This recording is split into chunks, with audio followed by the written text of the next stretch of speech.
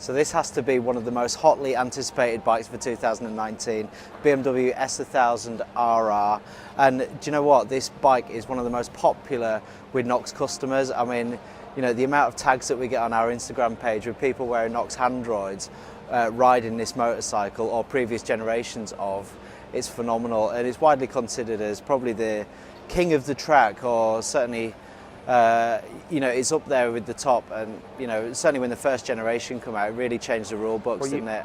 I mean, it's difficult to believe, isn't it? This bike, the original RR, is 8-9 years old now. So when it kind of hit the roads in 2010, it just kind of blew the competition away. You know, kind of just changed the landscape for sport bikes completely. You know, they were able to produce a bike that not only had a massive amount of performance, and you could take it to a track and thrash it and have a great day out, but it had incredibly good road manners.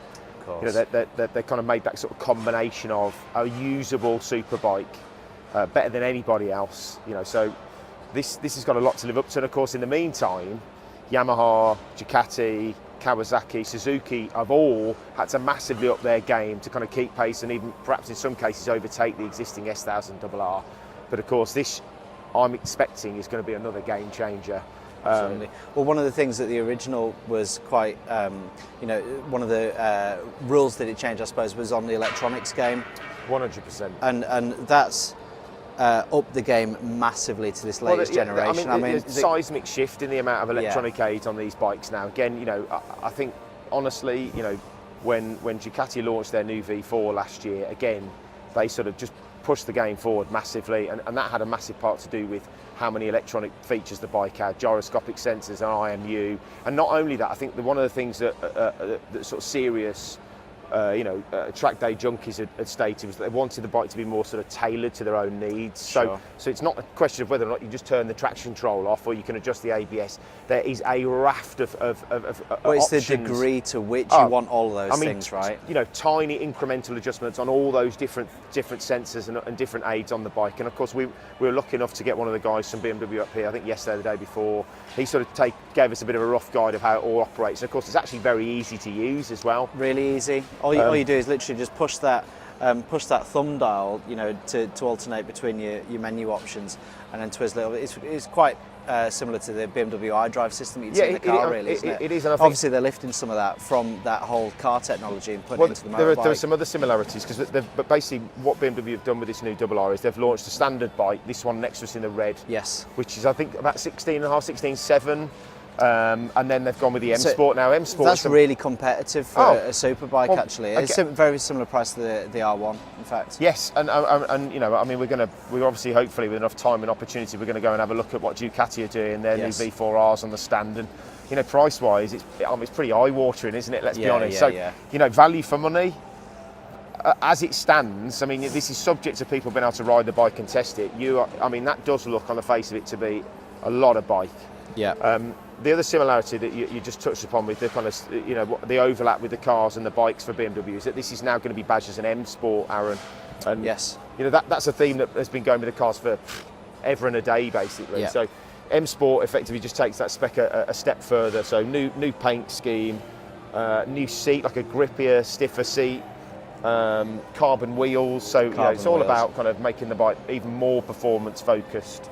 Lighter wheels, and then of course it's got this full suite of electronics. This has also got an option where you can attach some sort of GPS sensor. So whereas with the standard bike, your lap timer is operated by your high beam. That starts and stops your lap timer. You can attach to this either on the side or I think in the seat cowl a GPS function which will actually time for you.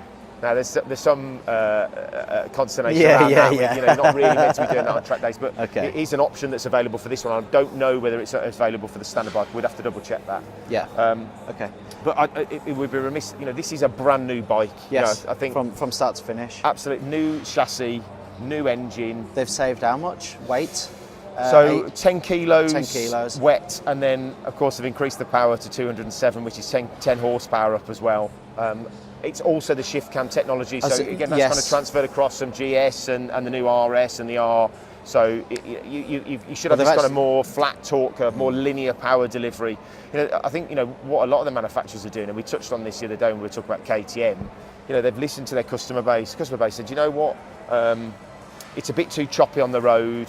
It's not adjustable enough, and the power delivery wants to be a bit, just that torque curve, that delivery wants to be smoother. And of course that helps in terms of being able to modulate your throttle when you're really at it. And that's what they've done. They've addressed that too, so you get a much flatter torque curve. There's power all the way across the rev range. Sure, but that's also controllable with the new electronics. So you can literally, absolutely. You can really hone the power delivery. You can really hone the traction control. Yeah. You can really hone the ABS. Obviously, you can't turn it off entirely because nowadays we have to have it on all new bikes. That's what the guy was saying yesterday. You can't turn it off entirely. Absolutely. You can turn it down to the minimum for track use. But it can make you look like a massive hero. So even you and I, Aaron, maybe more so me because I am hopeless, could ride this reasonably fast and not come a cropper. So you've got lean angle sensor. You've got, I think, is it 14 different settings on the traction control, wheelie control. It's bonkers. You can tailor this grips, bike. Right? Do you get and I mean, look, this is a typical kind of BMW train. You're preaching to the converted here, aren't you? Because you know what I'm like with BMWs, and I don't want to appear unbiased, but having traction control and cruise control, heated seats and heated grips and cruise control on a bike is something that I just kind of, it's almost like a given for me, riding BMWs. But a bit swish. It's a hugely important bike. This is, and I've got to say, traditionally I'm not a sport bike fan, but this is a very, very exciting motorcycle. Quick commentary, Mark, on the aesthetic. What do you think? Well, I mean, there's a lot of talk about this, isn't it? Of course, one of the things that was a bit sort of opinion dividing at the time when they launched the original S1000rr was this asymmetric headlight. It's kind of weird, goggly eyes, if you like. And now, of course, it's fully symmetrical. I've got to say, in the flesh, it is a really nice looking bit of kit. And I like the colourways. I mean, I'm sure, given enough time, do you know what? They'll introduce new colours on the bike as it kind of comes into the range over the next year or two. It's got an absolute coffin of a cat on the bottom of it. I wish they'd have hid that a little bit better. Well, I mean, I must be honest. This is the interesting. That's the only thing. Yeah. But for me, I love every other part of it really. And actually, the end can is quite okay as well. Well, for a fact that almost every person who buys one of these is going to put some kind of system on it. And of course, the other advantage of changing the exhaust system, whether it's a full or you're going to make a bigger weight saving. Yeah. So you can do 5+ kilos by just taking the exhaust system off and putting a more performance orientated system on there. So you're talking about something with a really, really sensible curb weight and another bike that makes well north of 200 horsepower. And in fact, I was looking at one of the reviews, and the guy who's involved in the development said if it says it's 207 horsepower, it's BMW, it will be 207 horsepower. And of course, that is important. In a kind of top trump scheme of things, this bike is it's squarely focused at Ducati's V4. The other thing they've done also is they've tried to trim the breadth, the width of the chassis. So they've wrapped it right around the engine so that when you're on it, it feels a lot narrower. Yeah. So you can really grip it. And he was talking about how under hard braking, it allows you to brace better on the bike. So you just feel like you've got more control over the thing when you're at it. Obviously, a massively important part of these bikes, not how well it goes, how well it bloody stops as well. And the whole new braking system as well on this S1000rr. So they've moved from Brembo's into their brand new calipers and braking system that they developed themselves. And they actually saying that this is an improvement from the previous system. Now, a couple of weeks ago, I rode the S1000rr, and I have to say that's got the Brembo's on it.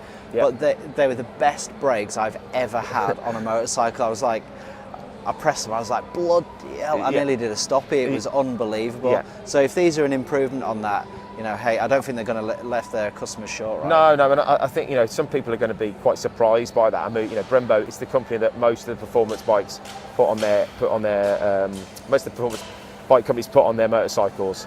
Having said that, again, from what I've read and the research and what I've seen, they're saying that this is an improvement. And I think it's kind of small tweaks. Yes. It's not just about how much retardation that brake can offer you, but it's about how it feels on the lever. Sure. So it's more linear. Again, you can modulate it in a better way. When that initial bite is kind of more graduated, so Sure. it just gives you a bit more feel, a bit more control. Essentially, Yeah. that's effectively what they're saying that they've managed to achieve with this new system. I mean, the first test that people are going to be looking at are this versus the P4. It's going to be a really interesting landscape, isn't it? And again, it means that the other manufacturers are going to have to raise their game even more because, let's be frank, this is going to be one hell of a bike on the road. And that's the other trick, isn't it? Getting that balance right between having something that's an amazing track weapon and having a bike that's going to be phenomenal on the road as well. We'd have to wait and see.